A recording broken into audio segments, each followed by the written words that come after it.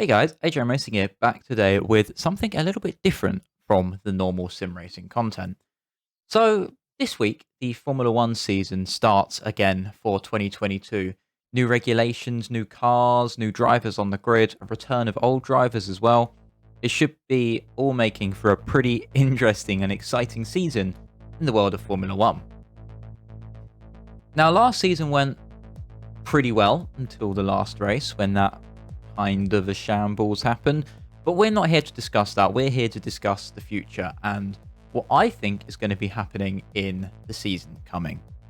So I thought it would be pretty cool to make a little predictions video at the start of the season and then have a look back at it after the season to see how many I got right, how many I got wrong, and what actually played out over the course of the next year in Formula One.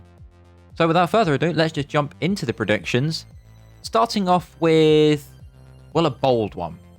So obviously Mercedes have been the constructor to beat the last 7 years, with Rosberg and Hamilton both leading the charge, with Bottas playing second fiddle, let's be real, in the years 2017 up to now. But I feel that Mercedes aren't going to be the ones to beat, and I don't feel like they're going to be on the back foot. They're not going to be backmarkers, as like Hamilton is saying, that they're not going to be challenging for wins. They're going to be challenging for wins, but I feel like there is going to be a different team that's going to have the edge this season.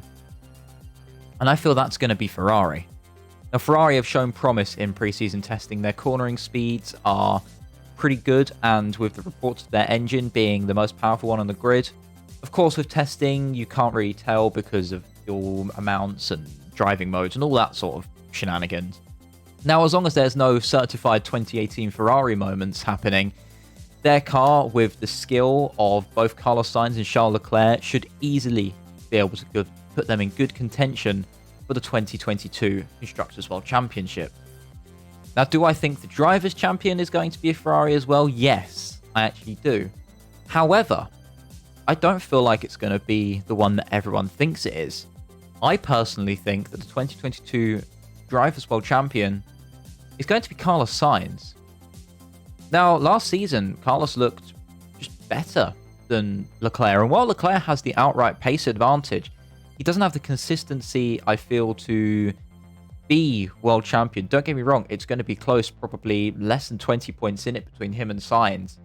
But I feel like Sainz will just have that edge with that bit more experience and to be able to utilize that Ferrari a lot more than Leclerc will be able to. So what's going to be happening with Mercedes, I hear you ask? Well, I feel like they're going to be close in the Constructors' Championship. They're certainly not going to be anywhere near the back. Probably second by maybe 50 or 60 points by the end of the season. But they're going to have a rough start to the season and lose vital points early on. And with the possibility of George Russell and Hamilton both being right at the top of their game and having some battles which maybe cost them a few positions in the race, it's just going to allow both of them to lose points in areas where they desperately need it. And short of Toto Wolff coming in and shouting at George to not race him, Valtteri Bottas style, I feel like Mercedes are going to struggle this season and they might have to pull the team orders card and let one of the drivers pull ahead. And honestly, I really don't know who that might be. While Hamilton is obviously a 7-time world champion, amazing pace, I feel like George will have the edge on him in qualifying, but through Hamilton's experience and pure race pace and tyre knowledge, I feel like in the races, he's going to be able to just cruise straight past Russell and drive on ahead. Of course, Russell's going to have his races where he gives Hamilton a good run for his money, but at least this season, I feel like Russell won't be able to challenge Hamilton for the championship. So far, I feel like we're going to have Carlos Sainz and Ferrari 1-2 in the Drivers' Championship, while Hamilton comes in a solid third. I don't feel like Russell is going to get fourth place, because personally, I feel like there's going to be another thorn in Mercedes' side, and that's going to be McLaren. Now, McLaren have shown great strength over the last couple of seasons, with both Lando Norris and Daniel Ricciardo slowly finding his pace. But the main reason Daniel was slow is because he couldn't adapt to the McLaren, but with all new cars this season, fully new chassis, that kind of goes out the window. So all of them are on a level playing field, and I feel like Daniel's experience and with Lando's pace, both McLarens are going to be in a strong position to be challenging from wins right out of the bat this season. And with McLaren, Ferrari, and Mercedes all battling each other, this season is going to be a good one. But who do I feel is going to win out on the McLaren battle? Well, I personally feel like Norris is still going to be the one to beat. And Norris is actually going to be the one taking 4th place away from George Russell in the championship, with Daniel Ricciardo then taking 6th place behind George Russell in 5th. Now, as far as the Red Bulls are concerned, well, I don't really know what's going to happen, to be honest. I've kind of not factored them in the predictions I've just made, because while Red Bull had a great season last time out and their car was easily the quickest car on the grid, I feel like they might struggle this season with the new regulations. And while preseason testing did look promising, I really feel like they're going to be on the back foot this season, especially with spending so much time and resources challenging for the championship last year, that they're going to be struggling a little bit with the car. As far as the Constructors' Championship is concerned, Red Bull are going to take 4th place behind McLaren, and Sergio Perez is just going to be down 7th, 8th, 9th place regularly, maybe having a few podiums throughout the season. Of course, Max Verstappen is Max Verstappen. He is ridiculously quick on any given day that he gets in a car, and regularly challenging for podiums, yes. Regularly challenging for wins, maybe. But I don't feel like that car will be able to consistently beat the likes of especially Ferrari and Mercedes, and they're going to have a close fight with McLaren. But where does this allow the best of the rest? So we've discussed Mercedes, Ferrari, Red Bull, and McLaren. I feel like, as I said, they're going to be the top 4 teams. They're going to be the guys to watch out for a lot this season. And, well, that's not really too unexpected. Who do I think is going to be best of the rest? So 5th in the Constructors' Championship, a few times challenging for the podiums, possibly. Well, honestly, I'm going to be bold here. Haas.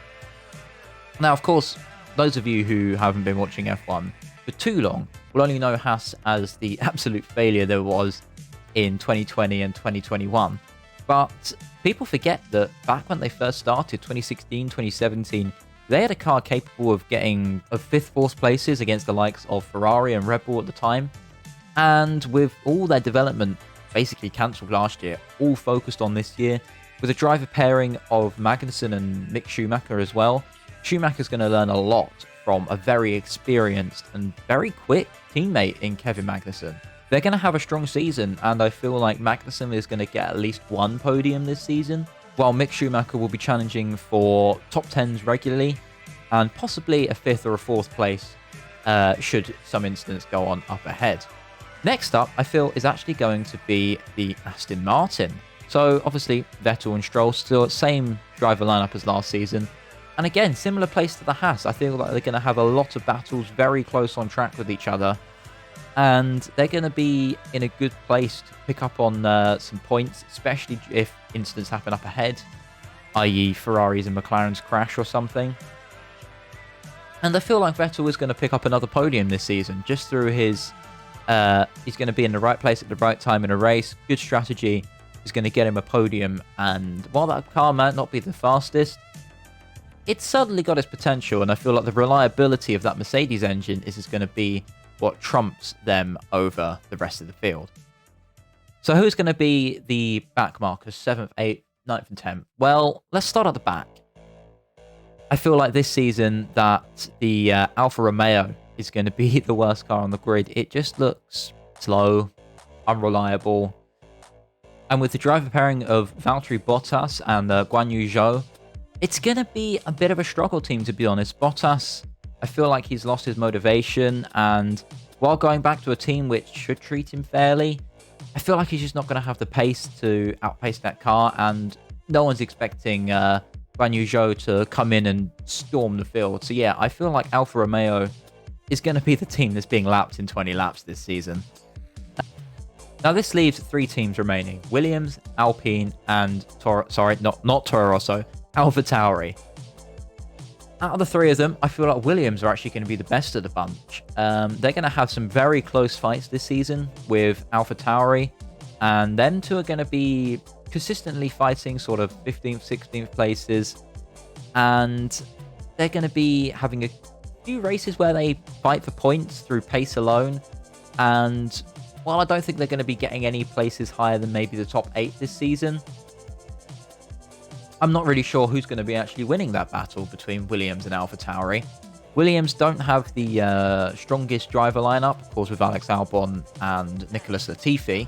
And while Nicholas Latifi is the GOAT of Formula 1 that we all know, him and Albon might not be able to extract the pace of that car that someone like George Russell was able to in the last few years. Whereas AlphaTauri have, while they do have Yuki Tsunoda, who is slowly finding his feet in Formula 1, pardon the pun, he's still quite a little bit off the pace that Gasly is at right now. And with that Gasly-Albon battle, I feel like Gasly's going to be the one winning that every time. Gasly seems to be able to outperform that AlphaTauri every year, and while he might not be chilling in 4th place consistently like he had last season, that's not due to him being any much slower than he normally is. That's simply due to the fact that there's going to be so many teams fighting for wins this season that the teams we're used to seeing a bit higher up the field unexpectedly are just going to be dropping back naturally.